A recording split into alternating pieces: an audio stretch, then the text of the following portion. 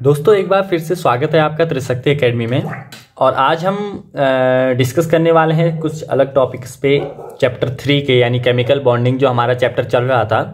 Previous video में हमने जाना था कुछ बॉन्ड्स के बारे में, कुछ रासायनिक बंधों के बारे में, ठीक है, जैसे इलेक्ट्रोवैलेंट बॉन्ड, कोवैलेंट बॉन्ड और कोऑर्डिनेट बॉन्ड।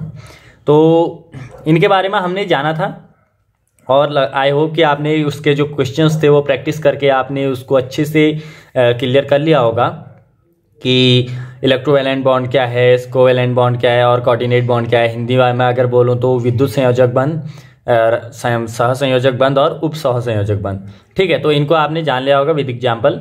तो आज हम कुछ अलग टॉपिक्स पे डिस्कस करेंगे, ठीक है। तो चलिए स्टार्ट करते हैं आज की वीडियो पे, यानी पार्ट 2 पे केमिकल बॉन्डिंग चैप्टर 3 के, ठीक है।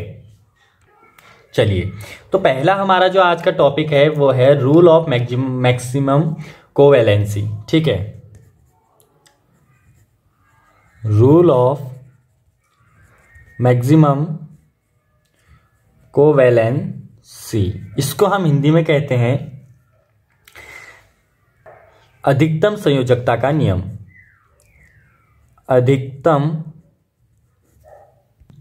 संयोजकता का नियम, ठीक है।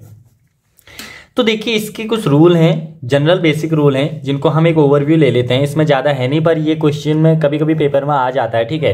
तो पहला ये कहता है कि परमाणु की संयोजकता नियत नहीं रहती, यानी संयोजकता का मतलब है उसके आउटर जो सबसे बाहरी जो कोष है, यानी ये कोई उसका नाभिक है, ये जो सबसे बाहरी इसके कोष हैं, इनमें क्या होता है, जो इलेक्ट्रॉन होते हैं, नंबर ऑफ इलेक्ट्रॉन, सबसे आउटर जो कोष है, आउटर जो ऑर्बिट है, उसमें जो नंबर ऑफ इलेक्ट्रॉन रहेगी उतनी उसकी क्या होती है, उतनी ही संख्या में उसकी क्या होती है, संयोजकता होती है या वैलेंसी होती है।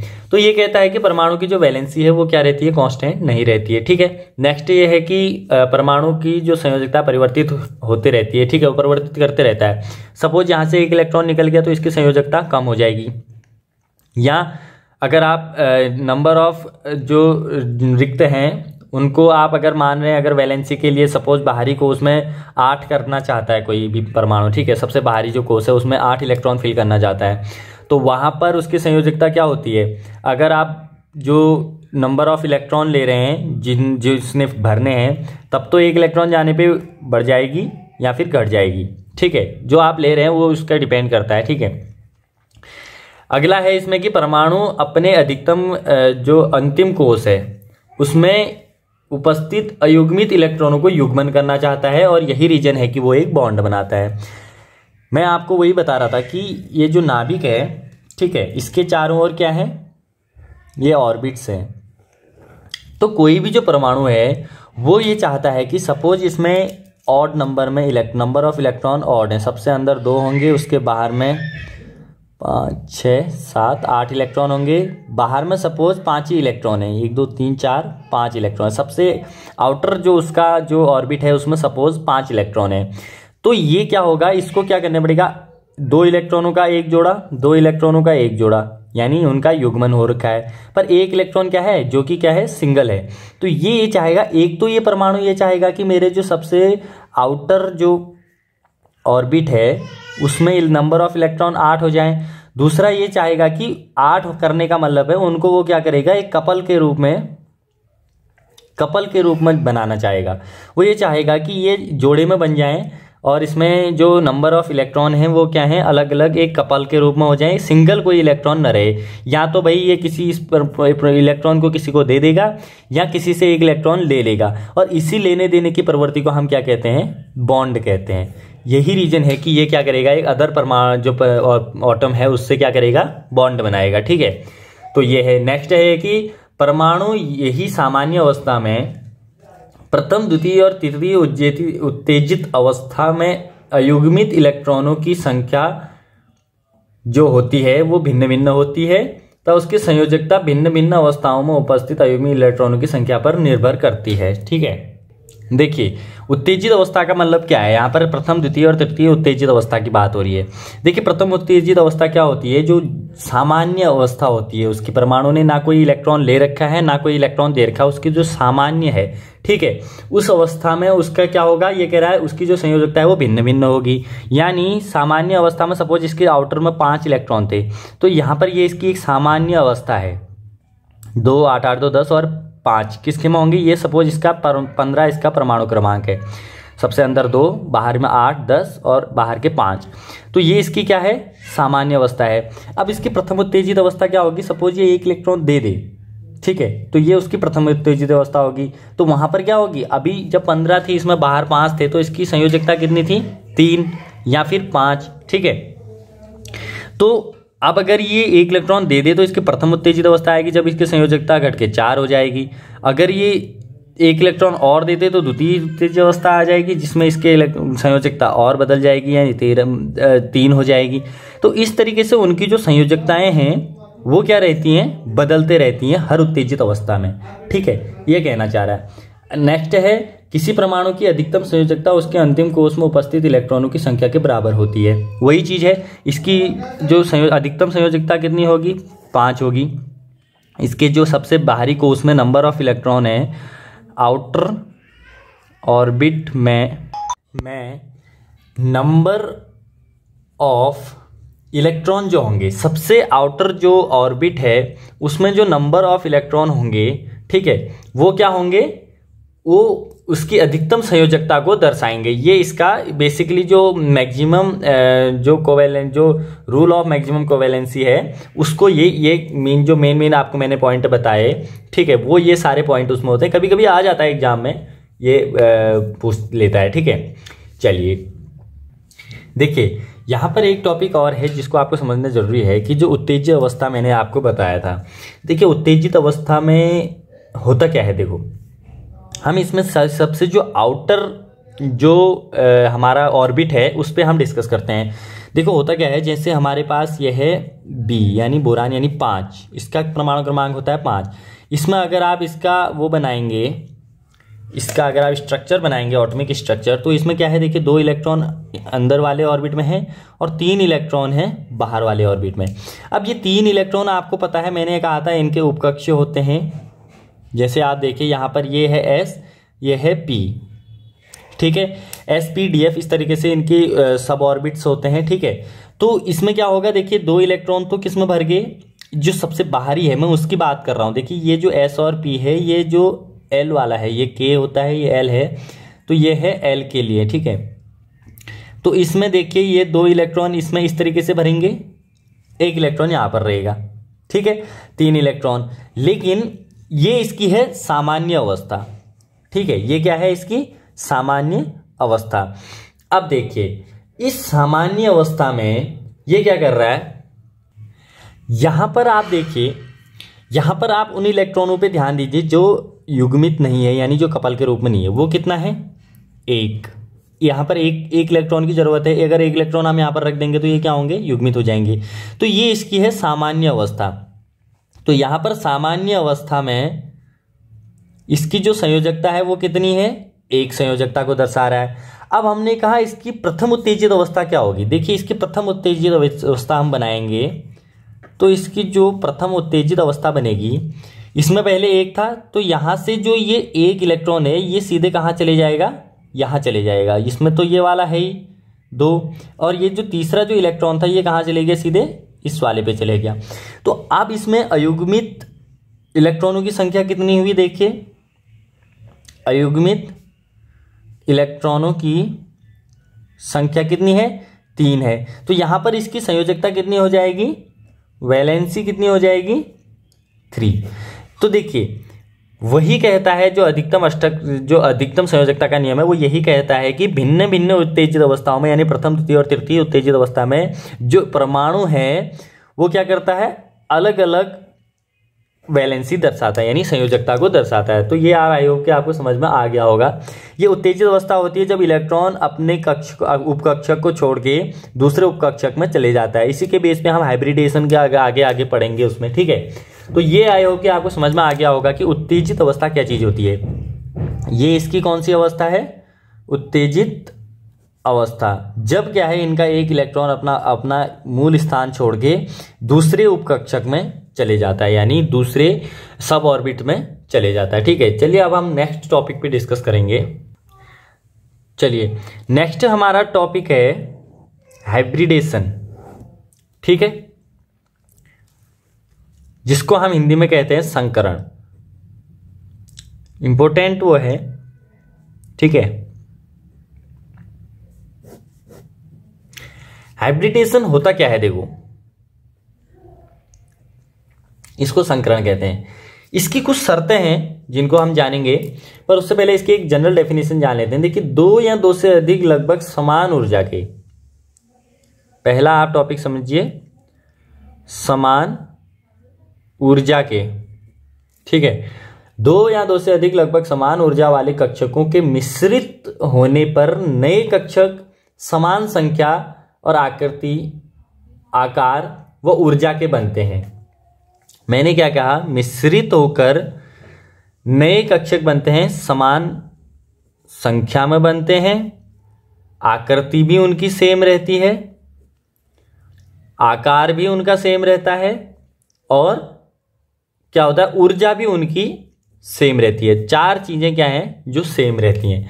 देखो, दो या दो से अधिक मिलेंगे, ठीक है, दो या दो से अधिक समान ऊर्जा के जो कक्षक हैं, कक्षकों के मिश्रित होने पर समान संख्या के, समान आकृति के, समान आकार के, समान ऊर्जा के, संख्या, आकृति और आकार और ऊर्जा सब समान रहेगी, के नए जो नए कक्षक बनते हैं, कक्षकों की संख्या बनती है, ठीक है। जो नए ऊर्जा के जो ऊर्जा के कक्षक बनते हैं उन्हें क्या कहते हैं, संकरित कक्षक कहते हैं, ठीक है। नए जो कक्षक बनते हैं उन्हें क्या कहते हैं, हम संकरित कक्षक कहते हैं। इस प्रकार मिश्रित होने की घटना को हम संकरण कहते हैं। इस प्रकार ये जो अलग अलग जो मिलके जो संकरित कक्षक बनाते हैं, यानी हाइब्रिडेशन जो ऑर्बिट्स और सब ऑर्बिट्स बनाते हैं, उनको हम क्या कहते हैं, इस घटना को हम हाइब्रिडेशन कहते हैं। अब देखिए, जैसे यहां पर हमने बात की किनकी, लगभग समान ऊर्जा वाले कक्षकों की, यानी आपस में होता क्या है कि जो सब ऑर्बिट्स हैं वही आपस में मिलके नए जो सब ऑर्बिट्स का निर्माण करते हैं, ठीक है, ये होता है। तो सब ऑर्बिट्स क्या क्या होते हैं, जैसे हमें पता है कि S, P, D और F, चार हमारे पास सब ऑर्बिट्स होते हैं। अब देखो, इन सब ऑर्बिट्स में क्या है, जैसे एक S और दो P मिलकर क्या बनाते हैं, जैसे ये देखिए, अगर हमारे पास देखिए एक S मिलेगा और हमारे पास दो P मिलेंगे, तो संकरित होकर हमारे पास जो नए उसी संख्या में नए जो संकरित कक्षक बनेंगे वो कितने बनेंगे, वो बनेंगे sp2 बनेंगे, और उनकी संख्या कितनी होगी, 2 और 1 यानी 3 होगी, 3 बनेगी। एक S और 3 कक्षक मिलके, अगर एक S है और 3 हमारे पास P कक्षक मिल रहे हैं, वो मिलके क्या बनाएंगे, sp3, और नंबर ऑफ कितने बनेंगे, 4 कक्षक बन जाएंगे, 4 संकरित। ये हाइब्रिड है, हाँ, ये है हाइब्रिड बन रहे हैं ये भी हाइब्रिड होगा। तो और होता क्या है, जैसे अगर हमारे पास एक S प्लस 3P और हमारे पास क्या, इसमें हम सपोज मिला दें एक D मिला दें, sp_d, देखिए ऊर्जा इनकी समान है, D और P और S इनकी ऊर्जा समान होगी, तो वही संकरित होंगे जिनकी ऊर्जा समान होगी, ठीक है। वो मिलके क्या बनाएंगे, sp3d, और नंबर कितने नंबर ऑफ हाइब्रिड ऑर्बिट सब ऑर्बिट्स कितना होगा, वो होगा आपका, देखिए 3, 4 और 1 5, ये भी हाइब्रिड होंगे। अब सपोज हमारे पास हमने एक S मिलाया और हमने इसमें 3 P मिला दिए, सपोज 3 P मिला दिए और 2 D मिला दिए, तो क्या बनेगा, sp3d2 संकरण बनेगा, जिसमें कितने होंगे, इनकी संख्या 6 होंगी, 2 3 2 5 1 6, हाइब्रिड वो बनेंगे। ऐसे ही अगर हम मिला दें, सपोज एक S मिला दें, 3 P मिला दें और 3 D मिला दें, सपोज 3D मिल रहा है, तो क्या बनेगा, इससे क्या बनेगा, ये आप मुझे कमेंट सेक्शन में बताएंगे, ठीक है। ये आई होप कि आपको समझ में आ गया होगा। तो इसी बेस पे आप बताएंगे कि 1 S 3 P और 3 D को मिला के हमारे पास क्या बनेगा, इसको आप हमें बताएंगे कमेंट सेक्शन में। अच्छा, एक बात याद रख लीजिए, 3 से ऊपर पी हम नहीं मिला सकते, क्योंकि पी में हमें पता है कि 3 ही ब्लॉक होते हैं। हमने 1 मिलाया, 2 मिलाया, 3 भी मिला दिया, तो इससे ऊपर नहीं। एस आपने नोटिस किया होगा, हम सब जगह एक ही ले रहे हैं। क्यों ले रहे हैं एक ही? क्योंकि एस में एक ही स्पेस के लिए एक ही युग्मक बन सकता है। इसकी जो ऊर्जा लेवल है वो क्या है, एक ही उसमें बन सकता है, क्योंकि इसमें 2 ही इलेक्ट्रॉन एस के उपकक्षक में रह सकते हैं। डी को हम कितना ले सकते हैं? डी हम 10 तक ले सकते हैं, क्योंकि इसमें कितने होते हैं आपको पता है। सॉरी, डी हम 5 तक ले सकते हैं, क्योंकि इसमें कितना होते हैं? 5 ब्लॉक होते हैं। ठीक है, तो ये आप समझ गए होंगे। S + 3B + 3D मिलके क्या बनाता है, ये आप हमें बताएंगे कमेंट सेक्शन में। ठीक है, और नंबर ऑफ हाइब्रिड सब ऑर्बिट्स कितने होंगे, ये भी कमेंट सेक्शन में बताएंगे। ठीक है, ये वाला पार्ट, ये कितने होंगे, कितने नंबर ऑफ उसमें बनेंगे। चलिए, अब हम कुछ इसके एग्जांपल्स आगे देखेंगे कि कितने हाइब्रिड्स, उसको कितने कैसे ज्ञात किया जाता है, कैसे हाइब्रिड बनते हैं। ठीक है, वो सारी चीजें हम इसमें जानेंगे आगे जाके। ठीक है, तो उनकी आकृति किस तरीके की होती है ये मैं आपको बता दूं। ठीक है, पहले इसके संकरण के नियम हम इसमें जान लेते हैं, जो जनरल इसके नियम है, जो कि जरूरी हैं कि जब ये कंडीशन होगी तभी ये संकरण हो पाएगा। ठीक है, वो क्या है देखिए। चलिए, अब हम जानने वाले हैं संकरण के नियम। संकरण के नियम क्या क्या है देखिए। पहला इसका नियम है, मैं इतना लिखूंगा नहीं क्योंकि काफी हो जाएगा, केवल वे कक्षक ही संकरित हो सकते हैं जिनकी ऊर्जा लगभग समान हो। पहला यह है, ऊर्जा लगभग समान हो। ठीक है, पहली शर्त यह है। दूसरा क्या कह रहा है, पाइबंद बनाने वाले कक्षक संकरण में भाग नहीं लेते। दूसरा है पाइबंद। अभी पाइबंद और सिग्मा बंद भी होता है, ये मैं आपको बताऊंगा कि क्या चीजें होती हैं। पाई बॉन्ड और सिग्मा बॉन्ड क्या होता है। तो पाई बॉन्ड को हम ऐसे भी लिखते हैं, पाई बंद करके। जो पाई बंद जो होते हैं वे क्या करेंगे, संकरण में भाग नहीं लेंगे। ठीक है, ये आप सोच लीजिएगा। सिग्मा बंद ले सकते हैं, पाई बॉन्ड नहीं लेते हैं। अच्छा, वो होते क्या हैं वो मैं आपको बताऊंगा, पाई बॉन्ड और सिग्मा बॉन्ड क्या होते हैं। केवल वे कक्षक जिनमें एकाकी युग्म होता है वे कक्षक सिग्मा बंद बनाते हैं और संकरण में प्रतिभाग करते हैं। जिनके कक्षक जिसमें एकाकी युग्म होता है वे कक्षक सिग्मा बंद बनाते हैं। चलो, इसको भी जानना जरूरी है कि सिग्मा बंद और पाई बंद क्या है, पहले उसको हम जानते हैं। उससे पहले देखिए क्या है, यह आप देख लीजिए कि केवल सिग्मा बॉन्ड ही उसमें लेता है। सिग्मा बॉन्ड पार्टिसिपेट कर सकता है। ठीक है, हाइब्रिडेशन में अणु की संरचना व आकृति संकरण पर निर्भर करती है। यह इसका नियम है। आकृति व संरचना किस पे डिपेंड करती है, टाइप ऑफ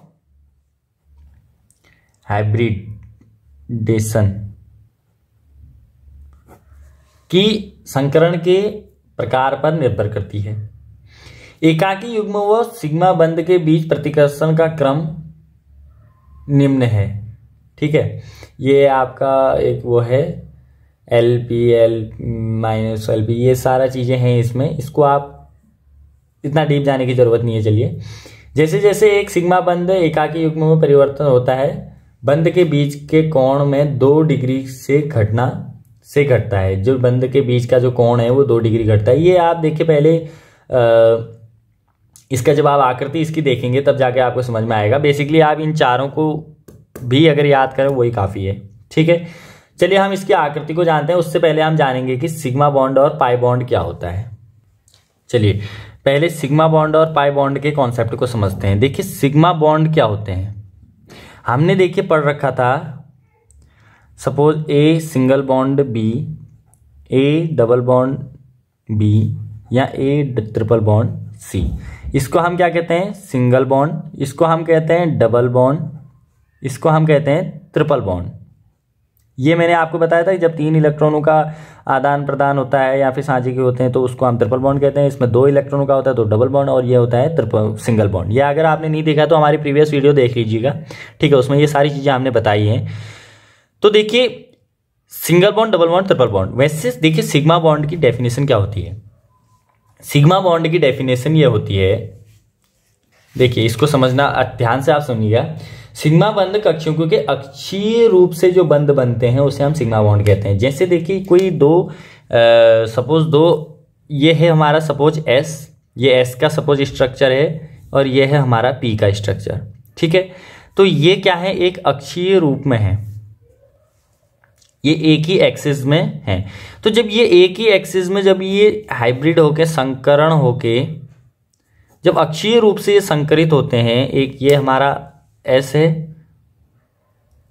और ये हमारा पी है, तो ये इसका हाइब्रिडेशन बन रहा है, ठीक है। जब अक्षीय रूप से ये दो मिल रहे हैं तो इसको हम क्या कहते हैं, सिग्मा बॉन्ड कहते हैं। या हम शॉर्ट परिभाषा में कहते हैं कि जो सिंगल बॉन्ड जो बनाते हैं, सिंगल बॉन्ड, जितने भी सिंगल बॉन्ड हैं वो क्या है, जितने भी सिंगल बॉन्ड है वो क्या है, सिग्मा बॉन्ड। कहीं पर अगर सिंगल बॉन्ड लगा हुआ है या फिर इस तरीके का निशान जहां पर लगा हुआ है वो क्या है, सिग्मा बॉन्ड है, ठीक है। अब हम बात करेंगे पाई बॉन्ड की। तो पाई बॉन्ड जो क्या होते हैं, जिनमें क्या होता है, देखो लंबवत यानी जिनमें ऊर्ध्वाधर रूप में जो बंध बनते हैं। यानी सपोज हमारे पास एक है, देखिए पाई बॉन्ड की बात हो रही है, सपोज ये हमारे पास एक हमारे पास ये स्ट्रक्चर है, एक दूसरा स्ट्रक्चर हमारे पास ये है।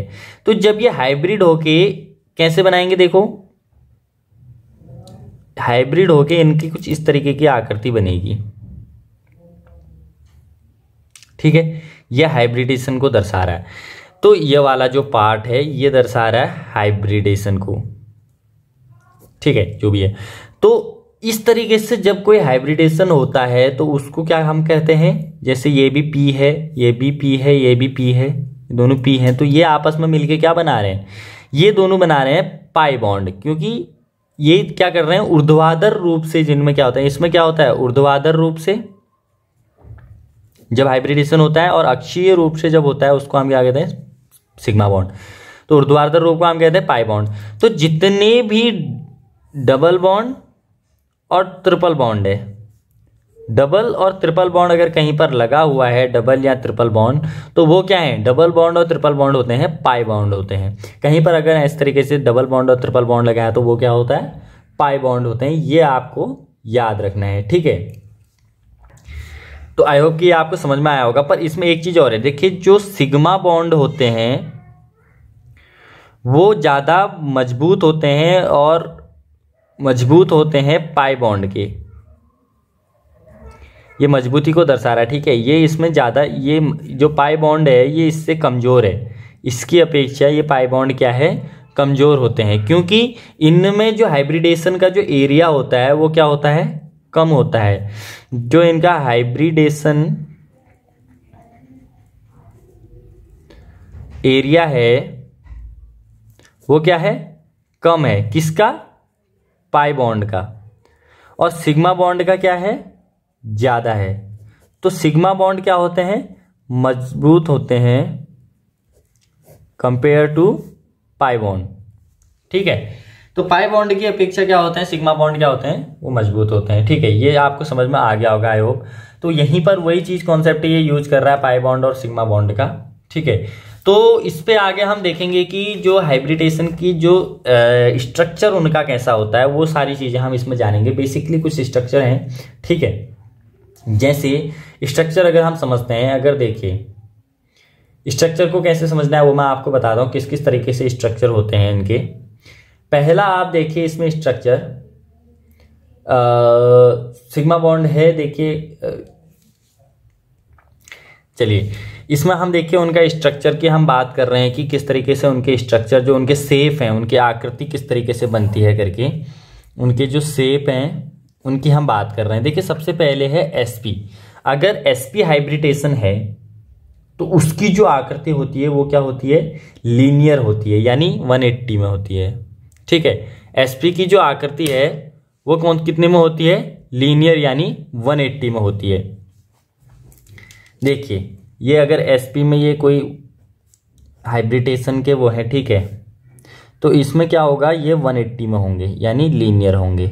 एसपी की जो शेप है वो क्या होती है, लीनियर होती है। और sp की ही अगर हम बात करें, जैसे इनमें क्या है, अगर इसमें दो ये है, एक सिग्मा बॉन्ड ये है, एक सिग्मा बॉन्ड ये है, ये सिग्मा बॉन्ड को शो कर रहा है। अगर सिग्मा बॉन्ड कितना है 3 है तब ऐसी होती है। अगर सिग्मा बॉन्ड अगर इसमें 2 है, अगर सपोज जब 2 सिग्मा बॉन्ड होते हैं तब ये है। अगर सिग्मा बॉन्ड एक ही है तो इसकी जो आकृति होगी वो भी लीनियर होगी, पर वो किस तरीके की होगी, इस तरीके से होगी, जिसमें केवल एक ही सिग्मा बॉन्ड को शो कर रहे हैं। अब अगर नेक्स्ट हम बात करें, अगर sp2 है, sp2 में कितने होते हैं, यानी इसमें कितने हैं, इसमें तो कितने, देखिए इसका जो बनेंगे वो कितने बनेंगे, 2 बनेंगे। इसमें sp2 में कितने बनते हैं, 3 हाइब्रिडेशन जो सब ऑर्बिट्स हैं वो कितने बनेंगे, 3 बनेंगे। ठीक है, तो इसकी जो संरचना कैसी होती है, इसकी होती है त्रिकोणीय संरचना होती है। त्रिकोणीय संरचना का मतलब है, सपोज ये बीच में m है कोई, इसमें क्या बनेगा, देखो इस तरीके से, ये कितने के एंगल में होंगे, ये होते हैं 120 के एंगल में, यानी 120 के एंगल में ये स्ट्रक्चर बनते हैं। एक सिग्मा बॉन्ड ये है, एक सिग्मा बॉन्ड ये है, एक सिग्मा बॉन्ड ये है। तो अलग अलग सिग्मा बॉन्ड इसमें आप देख रहे हैं कि ये बन रहे हैं, और ये कितने बनते हैं, त्रिकोणीय बनते हैं। कब, जब क्या होता है, 3 जो सिग्मा बॉन्ड होते हैं, 3 सिग्मा बॉन्ड होने की कंडीशन में ये होता है। अगर सिग्मा बॉन्ड 2 हो तो फिर ये किस तरीके से बनेगा, ये बनेगा m, ये इस तरीके से बन जाएगा। ठीक है, यहां पर भी एक l, ये जो l है, ये l और m क्या दर्शा रहे हैं, अलग अलग जो हाइब्रिडेशन में जो कक्षा जिनने पार्टिसिपेट किया है उनको दर्शा रहे हैं। ठीक है, तो ये इस तरीके से इसको बन जाएगा। ठीक है, ये इसका एंगल थोड़ा घट जाता है 118 हो जाता है। यही जो मैं बोल रहा था आपको कि 2 डिग्री जो कम हो जाता है, जब हम संकरण के नियम हम पढ़ रहे थे, तो जब युग्म, एकाकी युग्म, यानी जब बॉन्ड की एक सिग्मा बॉन्ड अगर घटेगा तो 2 डिग्री इसमें घट जाता है। जैसे यहाँ पर 3 सिग्मा बॉन्ड थे तो यहाँ पर कितने बचे, तो इसमें 120 था, इसमें 118 इसमें एंगल रहा। ठीक है, तो सिग्मा बॉन्ड के घटने पे जो एंगल बनता है वो ये सारी चीज़ें इसमें दर्शा रहा है। तो ये इनके स्ट्रक्चर हैं कुछ। और अगर हम बात करें नेक्स्ट में, जैसे sp3 की अगर हम बात करें, sp3 यानी इसमें कितने बनते हैं, 4 बनते हैं। तो इसकी जो संरचना होती है वो कैसी होती है, इसकी संरचना होती है sp3 की। अच्छा, इस पे एक और कॉन्सेप्ट है, इस पे एक और चीज देखिए, अगर ये तो था 2 का, अगर इसमें एक ही हो, एक ही सिग्मा बॉन्ड हो, तब कैसी बनेगी, तब ये भी लीनियर टाइप में आ जाता है इस तरीके से। ये आपको विजुअल कम हो रहा है, पर आप समझ जाइए, जब अगर इसमें केवल एक ही अगर सिग्मा बॉन्ड रहेगा तो यहाँ पर भी एक ही लीनियर उसमें आ जाएगा, ये m ये l हो जाएगा और एक सिग्मा बॉन्ड यहाँ पर आ जाएगा। चलिए, हम sp3 की बात कर रहे थे जिसमें 4 वो होते हैं, तो 4 को हम किस तरीके से दर्शाते हैं, देखो इसका जो होता है वो टेट्राहेड्रल होता है। ठीक है, टेट्राहेड्रल यानी एक पिरामिडीय रूप में होता है। ठीक है, वो जैसे वो किस तरीके से बनता है, देखिए जैसे ये m है, तो यहाँ पर से एक यहाँ पर लग जाएगा l, दूसरा एक इस साइड में रहेगा l, एक अंदर की साइड पे रहेगा l जो कि उस साइड में रहेगा। ठीक है, और एक यहाँ पर रहेगा l। तो 4 सिग्मा बॉन्ड यहाँ पर बन रहे हैं, तो 4। अगर यहाँ पर 3 बनेंगे तो 1 घट जाएगा इसमें से। ठीक है, फिर कैसी संरचना बन जाएगी, ये हट जाएगा और ये जो नीचे का दिख रहा है इतना पोर्शन ये रह जाएगा ओनली। ठीक है, और अगर इसमें जब क्या होगा, 3 होगा, जब इसमें 2 होंगे तो कैसे बनेगा, एक m होगा, एक यहाँ सिग्मा बॉन्ड बनेंगे और ये l, इस तरीके से ऐसी संरचना आ जाएगी। और सपोज अगर इसमें एक ही रहा तो एक में तो आपको पता है फिर लीनियर उसमें आ जाता है, पर एक रहता नहीं, इसमें 3 तक उसमें मिनिमम हो सकता है। तो इस तरीके की संरचना बनती है। अगर हम बात करें sp3d की, sp3d की अगर हम बात करें तो इसमें हमें पता है कि 5 बनते हैं। तो इसकी जो संरचना होती है वो टेट्राएंगुलर बाइपिरामिडल इस तरीके से बनती है। एंगल होता है 90, 120 और 180 का। तो ये अलग अलग इनके स्ट्रक्चर्स हैं जो कि आप अपनी खुद की बुक से भी इसको देख सकते हैं। ठीक है, तो ये एक जनरल इसका वो है। ठीक है, जो स्ट्रक्चर का मैंने आपको एक आइडिया दिया कि क्या क्या जो ये लाइनें होती हैं ये क्या दर्शाते हैं करके। ठीक है, ये सिग्मा बॉन्ड को दर्शाते हैं। पाई बॉन्ड नहीं होगा स्ट्रक्चर में। अगर आपने गलती से भी पाई बॉन्ड लिख दिया तो समझ लीजिए आपका गलत क्वेश्चन, पूरा ही वो काट देगा। क्यों? क्योंकि पाई बॉन्ड नहीं होते हैं, सिर्फ सिग्मा बॉन्ड ही क्या करते हैं, पार्टिसिपेट करते हैं हाइब्रिडेशन में। ठीक है, तो आई होप कि आपको समझ में आया होगा। नेक्स्ट वीडियो में हम बात करेंगे डिटर्मिनेशन ऑफ हाइब्रिडेशन, यानी हाइब्रिडेशन को हम किस तरीके से फाइंड आउट करते हैं वो हम नेक्स्ट वीडियो में बात करेंगे, क्योंकि अभी इस वीडियो में अगर हम वो बात करेंगे तो ये वीडियो काफ़ी लंबी पहुंच जाएगी, ठीक है, जो कि काफ़ी वो बढ़ जाएगा। तो आज की वीडियो में हमने जाना कि जो मैक्सिमम कोवैलेंसी का जो रूल है वो क्या है, और पाई बॉन्ड क्या है, सिग्मा बॉन्ड क्या है, हाइब्रिडेशन के रूल क्या क्या है, वो सारी चीज़ें हमने इसमें जानी। पर डिटर्मिनेशन ऑफ हाइब्रिडेशन हम नेक्स्ट वीडियो में डिस्कस करेंगे, ठीक है। तब तक कि आप इनको प्रैक्टिस करिए और समझिए। जब आप इसको समझेंगे तभी आपको अगला जो उसमें समझ में आ पाएगा, ठीक है। तो मिलते हैं नेक्स्ट वीडियो में। Thanks for watching.